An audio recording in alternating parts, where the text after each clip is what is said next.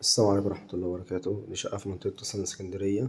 تاني نمرة من شارع 10 مستشارين، الدور ال13، البرج 15 دور، أسانسير، حارس، اتحاد ملاك، سلسلة وملكية، وحصة في الأرض.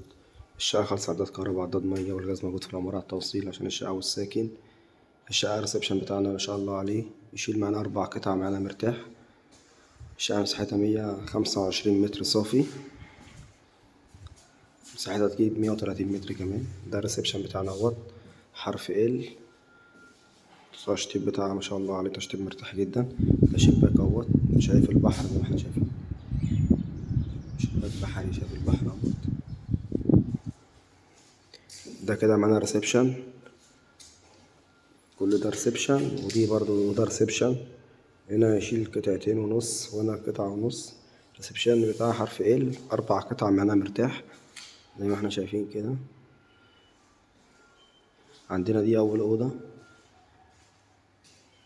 ما شاء الله عليها اهيت، مرتاحة خالص. الشقة كلها جبسون بورد. دي مكتبة للشاشة، ودي البلكونة الشارع. وجهة بحرية، شباك اهوت على الشارع بحري. 3 نمرة من 10 مستشارين، بجوار كفيل فرسان، في وش فتح الله والحي وبوتيك. الموقع بتاعه ممتاز جدا، قريبة للشارع العمومي طبعا.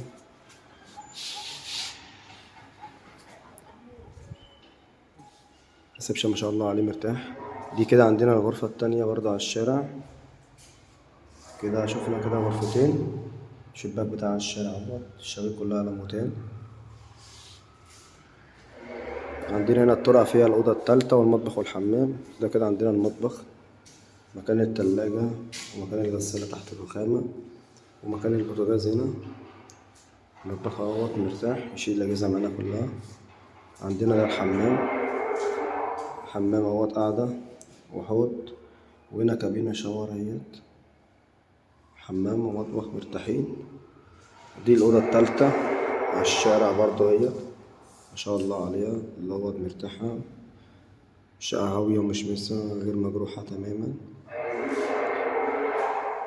زي ما احنا شايفين كده ال3 أوض والمطبخ والحمام، والريسبشن بتاعها مفيهوش كلام طبعا.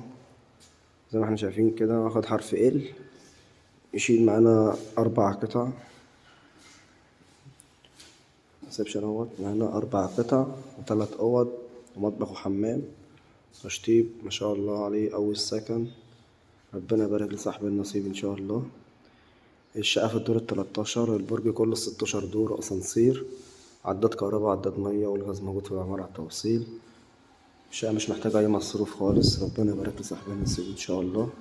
السلام عليكم ورحمة الله وبركاته.